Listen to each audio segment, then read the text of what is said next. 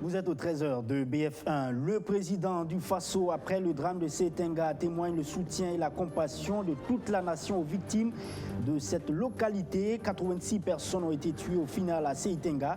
Paul-Henri Damiba réaffirme son engagement à traquer ces groupes armés terroristes, les dénicher et les mettre hors d'état de nuire. L'ambiance de cette visite à suivre tout à l'heure dans ce journal.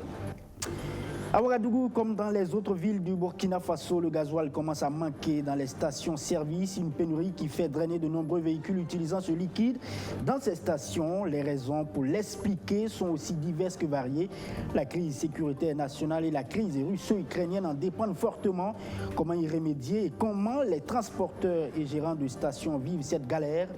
Vous aurez tous les détails dans un instant. Madame, Monsieur, bonjour. Seitenga, tout comme Solhan, deux communes martyrs qui resteront dans les annales d'histoire au Burkina Faso. À Seitenga d'abord, où on note désormais 86 morts au décompte final après l'acte odieux perpétré par les groupes armés terroristes. Le président du Faso s'est rendu dans cette localité pour réconforter les victimes de cette attaque intervenue du 11 au 12 juin dernier. Les populations sont donc sorties écouter le chef suprême des armées, lui qui réaffirme qu'il mettra tout en œuvre pour traquer et dénicher ceux qui ont commis ces crimes, mais aussi invite les populations à une franche collaboration avec les FDS pour justement parvenir à cette fin. Je vous propose d'entendre le lieutenant-colonel Paul-Henri Sandaogo d'Amiba. Ce qui s'est passé ici entre le 9 juin et puis le 12, c'est pas seulement Seitenga que ça a touché. Votre douleur est la douleur de tout le Burkina Faso. Nous allons tout faire pour les trouver et leur faire payer ce prix-là. Dans des moments de douleur comme ça, l'État doit être solidaire envers les populations et tout sera mis en œuvre pour que les gens, la partie des habitants qui sont partis à Dori puissent réinstaller bientôt ici et vivre en paix. Ce qui s'est passé montre aussi que les forces de défense et de sécurité ne peuvent pas faire ça seules, sans les populations. Donc nous devons être ensemble. Je souhaite prompt rétablissement aux blessés, à ceux qui sont blessés. Et je prie pour que Allah accueille les âmes de nos frères et de nos sœurs qui sont tombés au cours des événements du 9 jusqu'au 12 juin. Voici ce que je suis venu vous dire. Et c'est dans ce tourment qu'est célébré aujourd'hui, 16 juin, la journée de l'enfant africain. Une journée internationale en souvenir du massacre de centaines d'enfants intervenus en 1976 lors d'une marche pour leurs droits à Soweto, c'est en Afrique du Sud, sous le pouvoir de l'apartheid. Et à cette occasion, l'UNICEF était du côté de plusieurs enfants, en majorité de déplacés internes, qui souffrent de malnutrition aiguë à Kaya, une manière justement pour le Fonds des Nations Unies pour l'enfance de tendre la main à ces enfants qui n'aspirent qu'à bien vivre et bien se nourrir pour leur plein épanouissement. Maxime Ilboudo. Cet enfant de 6 mois à la balance ne pèse que 4 kg.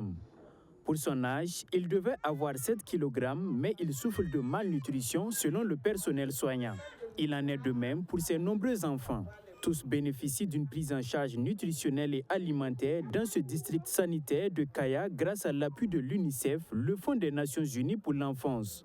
Les chiffres sont interpellateurs. Environ 700 000 enfants de moins de 5 ans sont menacés de malnutrition aiguë. Nous avons dans notre file moins d'autochtones que de PDI, tout simplement avec ce qui se passe, avec leur déplacement, n'ayant pas à manger, n'ayant pas de prise en charge adéquate, ça fait que les enfants tombent dans la malnutrition. À l'occasion de la journée de l'enfant africain, l'UNICEF est aux côtés de ces enfants et travaille à leur donner de l'espoir car la plupart sont issus des familles de déplacés internes.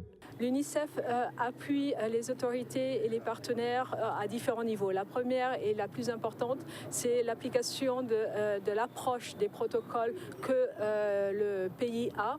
À travers ça, c'est des formations, c'est du matériel de récupération nutritionnelle, c'est des médicaments. L'UNICEF nous donne le plomb pour note. Et ce repas est chaque fois remis par l'UNICEF. Et nous avons ça chaque fois ici. Les plus grands sont reçus dans cet espace dénommé Amis d'enfants. Ici, ils s'adonnent à la lecture et apprennent des métiers génératrices de revenus. Ces enfants en situation d'urgence bénéficient d'un soutien moral et psychosocial car les conflits et les violences sont devenus le quotidien de plusieurs d'entre eux. Sur ce site ici, nous avons divisé les enfants par tranches d'âge. De 3 à 6 ans, nous faisons des jeux de construction avec eux. On fait des chants de danse. Voilà, on fait également du sport avec eux. Maintenant, pour les enfants de 7 à 12 ans, on fait du jeu de awalé, on fait des dessins, on fait du sport, on fait des contes. Maintenant, pour les enfants de 13 à 17 ans, on fait des compétences de vie courante avec eux et également la formation professionnelle qu'elles sont en train d'apprendre. Kaya accueille un nombre important de déplacés internes et les besoins de prise en charge sur le terrain sont importants. Difficile de rester indifférent face à la situation. Smarty, ambassadeur de l'UNICEF, appelle les autorités à la rescousse.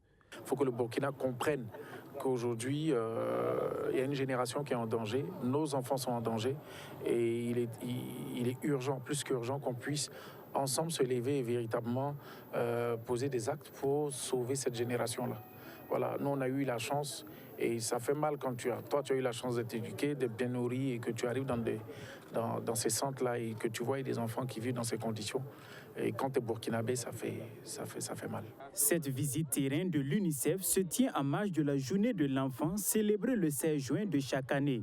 Le thème de 2022 est axé sur les violences faites aux enfants.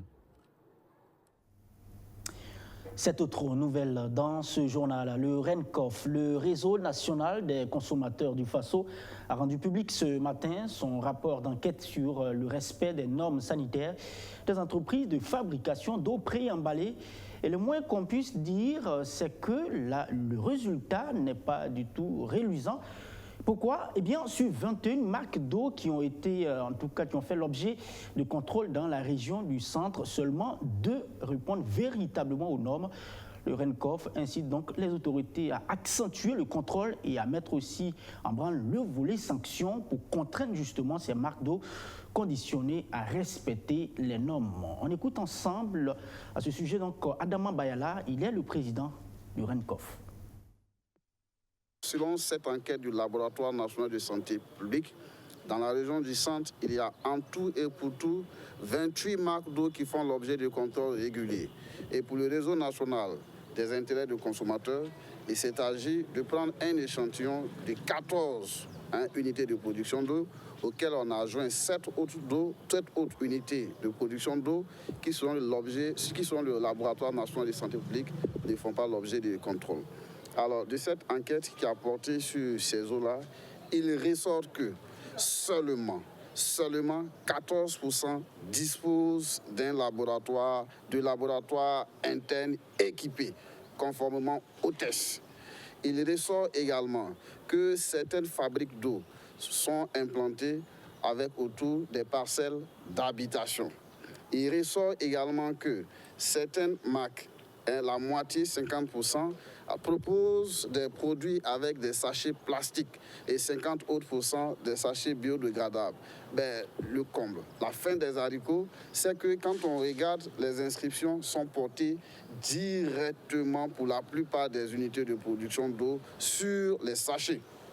Et on note également aussi très malheureusement l'absence des dates de production et d'expiration. Absence de numéro de lot sur les produits qui inondent nos marchés. Alors, la présence des numéros de lot aurait pour importance de retirer, si besoin il en était, les eaux qui étaient porteurs de germes, Donc, ce qu'on peut retenir, c'est que de cette enquête, il y a en tout et pour tout que seulement deux marques d'eau qui sont propres à la consommation. Voilà, on reviendra bien sûr en détail dans notre édition de 19h30. Et c'est maintenant le moment du grand format de ce journal. Vous avez certainement constaté de longues files d'attente des véhicules par moment dans les stations-service. Eh bien, ce sont des véhicules qui utilisent le gasoil pour faire fonctionner leur moteur. Les transporteurs sont même obligés de parcourir plusieurs stations avant d'en avoir. Ce gasoil, eh bien, n'est pas en quantité suffisante à Ouagadougou et bien un peu partout dans les autres villes du Burkina Faso. On évoque des raisons d'approvisionnement au niveau de la sous-région, mais les causes sont aussi lointaines et vont même jusqu'à l'international. Constat et explication, Maxime Ilboudo. Difficile de trouver du gasoil depuis plusieurs jours dans les villes du Burkina Faso. Les stations-service du pays connaissent de gros problèmes d'approvisionnement. Conséquence, les transporteurs éprouvent des difficultés pour allier les différentes destinations. Ici, à la gare routière de Ouagadougou, les voyageurs se bousculent car peu sont ces véhicules de transport qui ont réussi à se ravitailler en carburant. Les moins chanceux sont obligés de faire le pied de grue en attendant que le chauffeur, à l'aide de bidons, trouve de quoi alimenter le moteur. Tu peux faire 20 stations sans gagner gasoil. Donc nous, on est obligés de chercher bidons pour aller payer gasoil pour venir mettre dans les véhicules. Alors qu'ils ne vont pas accepter dans les stations là qu'on met dans les bidons. Donc nous, on prend la route pour chercher avec véhicules. Souvent, gazole finit sur la route, le véhicule s'éteint. Donc tu ne sais pas quoi faire. Avec l'absence du carburant, ça nous a causé beaucoup de pertes. Souvent, on a les passagers pour partir, mais il n'y a pas de carburant. Donc ce que nous, on veut vraiment, il faut que le gouvernement voit pour pouvoir améliorer la présence du carburant là. Même inquiétude chez les distributeurs. À ce niveau, on pointe du doigt la procédure d'acquisition des hydrocarbures. Certes, le produit se fait rare au niveau sous-régional, mais la stratégie par appel d'offres, dont le paiement se fait après 90 jours, ne permet pas à certains fournisseurs d'approvisionner la Sonabi, la Société nationale burkinabé d'hydrocarbures. Le monopole de la Sonabi bloque un peu, parce que c'est la Sonabi seule qui est amenée. Mais on voit dans d'autres pays que le circuit a été libéralisé. Est-ce que ça, ce n'était pas une solution qu'ils pouvaient envisager pour permettre, parce que le pétrole à elle seule, je peux dire que ça occupe presque tous les domaines. À ce sujet, l'institution chargée d'approvisionner le pays en hydrocarbures se défend et tente d'apporter des précisions. Oui, la Sonabi, c'est une société étatique aussi, elle est soumise aussi aux procédures qui existent à l'intérieur. Donc, il y a les appels d'offres qu'il faut faire pour au moins tout le monde pour la concurrence. C'est ça que nous privilégions. Mais en dehors de ça, il y a les achats par opportunité ou les achats spot au besoin. Quand vous avez un produit sur la côte, vous pouvez adresser à la Sonabi le correspondant pour nous proposer vos produits. Si cela répond à nos critères, il n'y a pas de souci. Et si vous êtes un fournisseur crédible, nous prenons le produit. Améliorer la disponibilité du gasoil, la Sonabi en est bien consciente. Le pays subit les secousses de la crise ukrainienne et les fluctuations du coût du baril sur le marché international. Et cela ne devrait pas s'arranger de sitôt, selon les marketeurs, car pour produire du diesel, il faut de l'hydrogène exporté en grande partie par la Russie et composé de gaz naturel. Or, le prix de ces derniers a considérablement grimpé. La hausse des prix a donc conduit à une baisse de la production. Néanmoins, aucun risque de pénurie pour l'instant selon la Sonabi qui se veut rassurant. Nous vous assurons que le produit gasoil, c'est ça qui vous intéresse, est disponible dans les dépôts extérieurs. Maintenant, c'est l'acheminement du produit dans les dépôts intérieurs qui est fait par les transporteurs avec qui nous avons des contrats de transport. Donc, quotidiennement, les camions sont en route pour venir ravitailler, renforcer un peu les capacités, renforcer un peu le stock au niveau des dépôts intérieurs. Donc, je peux vous assurer qu'au jour le jour, nous arrivons quand même à satisfaire les besoins en fonction de l'arrivée des camions des dépôts extérieurs. Malgré les réserves colossales, la Sonabi éprouve des difficultés d'approvisionnement en diesel. La ruée vers cet hydrocarbure a créé une pénurie dans les stations-service. D'ailleurs, le gap journalier à combler reste important. Ce déficit se creuse davantage par la fraude. Le prix du litre du gasoil au Burkina Faso est relativement bas, 645 francs contre 809 et 883 francs CFA pour certains pays de la sous-région, même si les contextes sont différents. Conséquence, des marketeurs s'approvisionnent au Burkina Faso pour ensuite revendre le gasoil dans les pays où le prix du litre est élevé. En dehors, par exemple, du prix appliqué au Bénin et puis au Niger, les autres pays de la sous-région, les prix sont plus élevés. Donc ça fait que tous les trafics, tous ceux qui passent par le Burkina pour aller dans la sous-région sont obligés de s'approvisionner au niveau du Burkina Faso. Ils font même des prévisions pour pas même aller-retour. D'autres ont deux réservoirs et remplissent les réservoirs pour traverser, aller et revenir. Donc tout ça, ça fait qu'il y a des problèmes également au niveau quand le produit arrive, ça sort. Donc la consommation a doublé, pour ne pas dire triplé même. Certains consommateurs craignent une nouvelle flambée des prix avec des conséquences importantes sur l'industrie, le fret routier, mais aussi le panier de la ménagère. L'actualité dans ce 13h, c'est aussi le comité de l'appel de Manéga qui commémore le 3e anniversaire de ce regroupement d'hommes et femmes de la société civile burkinabé et Prix de paix, eux qui ont justement décidé de se mettre ensemble et parler d'unité et de réconciliation nationale. Mais en 3 ans d'activité, Loukman Sawadogo, qui est bien sûr l'un des initiateurs et ses camarades, estiment que les lignes n'ont pas bougé dans ce processus. Mais l'initiative ne compte pas s'arrêter là, elle veut justement accélérer les choses. Un prix sera même décerné à Roch Kaboré et Blaise Compaoré, justement pour les inviter à faire le premier pas concret pour se réconcilier. Abdoulaziz Saré. Lorsqu'en juin 2019, Loukman Sawadogo et ses camarades lançaient l'appel de Manéga, ils avaient pour mission de contribuer au retour de la paix et de la réconciliation nationale.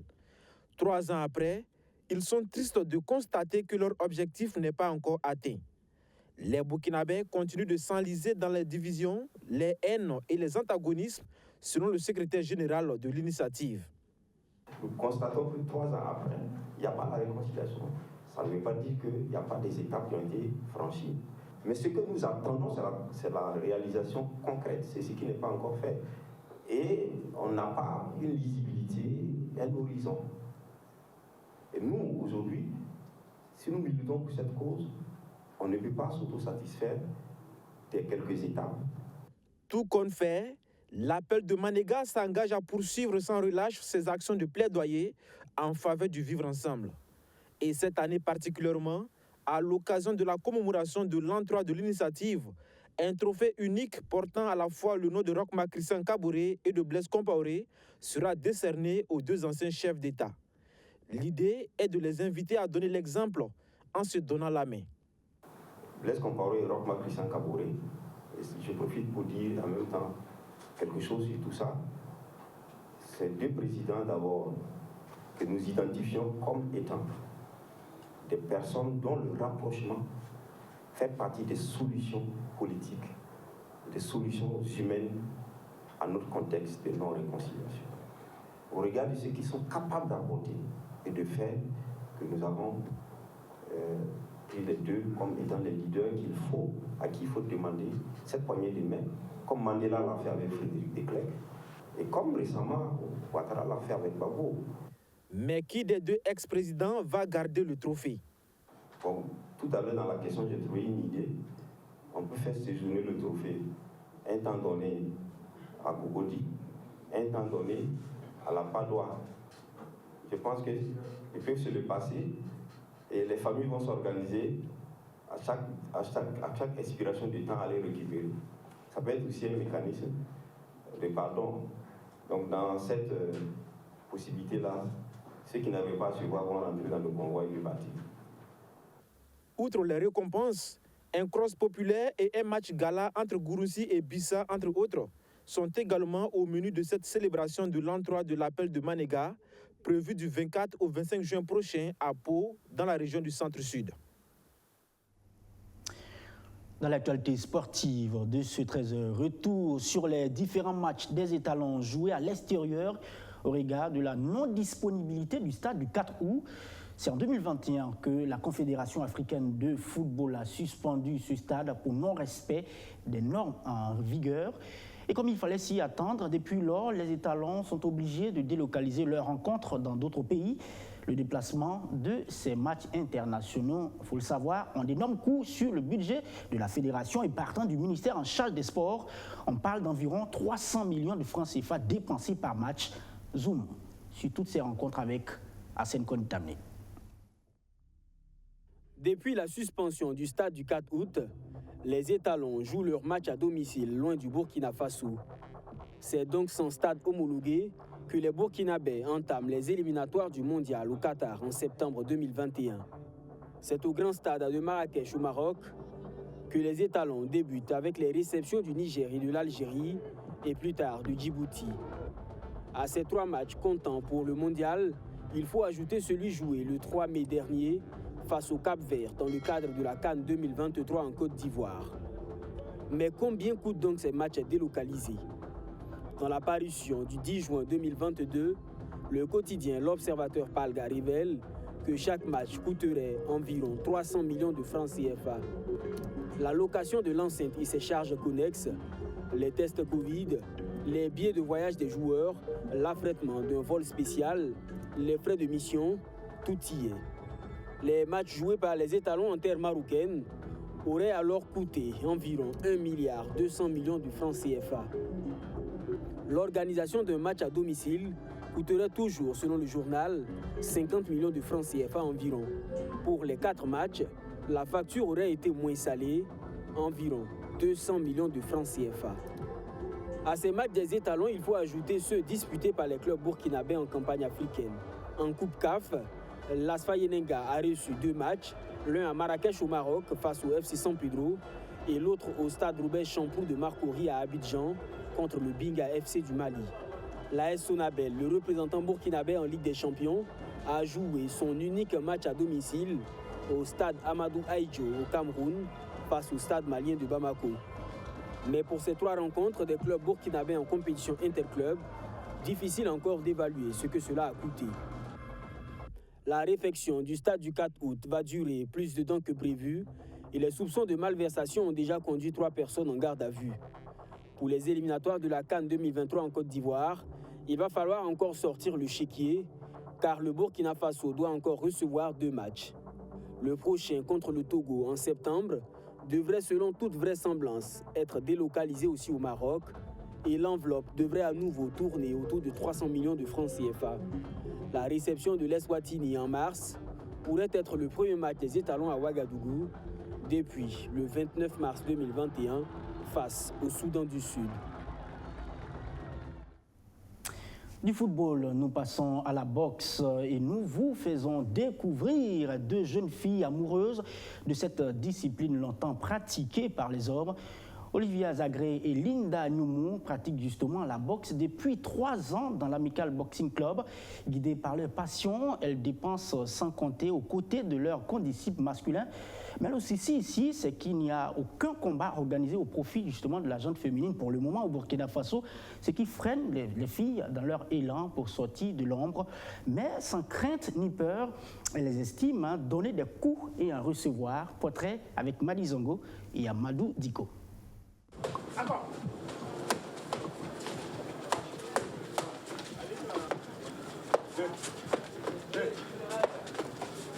Maurice Rapadamnaba, l'entraîneur de l'Amical Boxing Club, est en plein exercice avec les 2 boxeuses de son écurie. Olivia Zagré et Linda Nyoumou sont venues à la boxe par passion. Je pratique la boxe là, il y a à peu près 3 ans. Mais bon, il y a des temps où je viens, des temps aussi, bon, avec les études là, c'est un peu compliqué d'être là permanemment en fait. C'est une passion et on a aimé la boxe, c'est un sport vraiment qu'on a beaucoup apprécié, donc on a décidé de pratiquer ce sport là. Bon, on aime prendre le cours aussi et donner, ça nous fait plaisir de partager ce cours là aussi aux autres. Puisqu'il y en a qui voudraient pratiquer la boxe, mais bon, les parents ne sont pas pour, donc c'est un peu compliqué. Ça fait maintenant 3 ans que je pratique la boxe. Bon, l'amour pour la boxe, c'est à travers le combat des catcheurs, principalement de catcheurs romains, que j'ai commencé à apprécier la boxe avec le catch en même temps. Donc l'amour pour la boxe est venu à travers le catch. Au début, mes parents n'acceptaient pas, mais avec le temps, ils ont vu que c'était ma passion, c'était ce que je voulais faire. Au final, donc, ils ont fini par accepter. Problème, aucune compétition de boxe féminine n'est organisée au Burkina Faso pour que nos pugilistes puissent jauger leur niveau. Nos pugilistes sont donc condamnés à vivre leur passion à l'entraînement. Un athlète qui n'a pas de compétition ne peut pas aller à l'international, ça ne sert pas. Parce qu'il faut qu'il y ait des compétitions pour que les athlètes puissent réellement savoir ce qu'ils vaut. Mais s'il n'y a pas de compétition, bon, je crois que c'est juste une passion. Et dans peu de temps, une fois que la passion est finie, la boxe aussi est finie pour elle. Mais il en faut plus pour décourager nos pugilistes qui espèrent un jour montrer sur un ring ce dont elles sont capables dans un combat officiel. Bon, ça ne nous décourage pas en tant que tel parce qu'on boxe et on espère qu'un jour il y ait une compétition féminine. Donc, bon, on donne le meilleur de nous-mêmes pour qu'au moment là où ils diront qu'il y a une boxe féminine, une compétition de boxe féminine, que nous soyons prêtes. Je vais continuer, même si pour le moment il n'y a pas de compétition, nous allons continuer à nous entraîner au fur et à mesure pour être prêtes au cas où on nous dirait qu'il y aura des compétitions pour les filles. En attendant ce beau jour, Olivia Zagré et Linda Nyoumou se dépensent sans compter à l'entraînement sur le ring de fortune de l'ISSDH.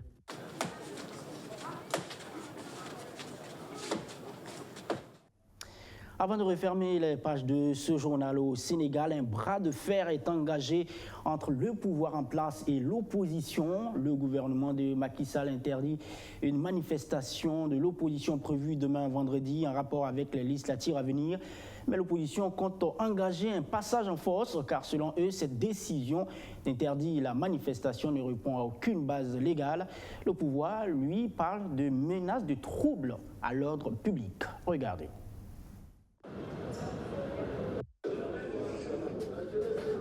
Les autorités sénégalaises ont interdit une manifestation contre le pouvoir prévue vendredi à Dakar. Malgré cela, l'opposition, plus déterminée que jamais, a annoncé que son rassemblement aurait quand même lieu. Depuis quelques semaines, le pays traverse un climat de tension préélectorale grandissante. On maintient notre manifestation parce que base yi nga xamné mom lañu jox taxawul. Il n'y a aucune base légale pour fonder démarche au préfet. Aucune. Menace de trouble à l'ordre public et violation de l'article L61 du Code électoral. Il a avancé. Il y a quelques jours, des milliers de Sénégalais avaient manifesté dans la capitale pour protester contre le rejet par le Conseil constitutionnel d'une liste de l'opposition pour les prochaines législatives prévues le 31 juillet. Le maire Macky Sall, moi, ça se jouera dans la rue. Et moi, j'appelle tous les Sénégalais à sortir dans la rue. C'est tout. Et c'est une bataille de principe qu'on est en train de mener. Pour la démocratie, qui est le produit de luttes très acharnées, des décennies durant. Et c'est tout ce qu'on avait comme acquis. Macky Sall est prêt à piétiner, à marcher sur des cadavres pour avoir un troisième mandat. L'opposition accuse Macky Sall de vouloir éliminer politiquement ses adversaires et de vouloir briguer un troisième mandat présidentiel en 2024. Voilà, madame, monsieur, c'est la fin de ce journal, un journal supervisé par le Red Chef Aubin Guébré. Merci de l'avoir suivi. Je vous retrouve très bientôt pour notre session d'information. Restez avec nous. Les programmes se poursuivent sur BF1. Très bel après-midi.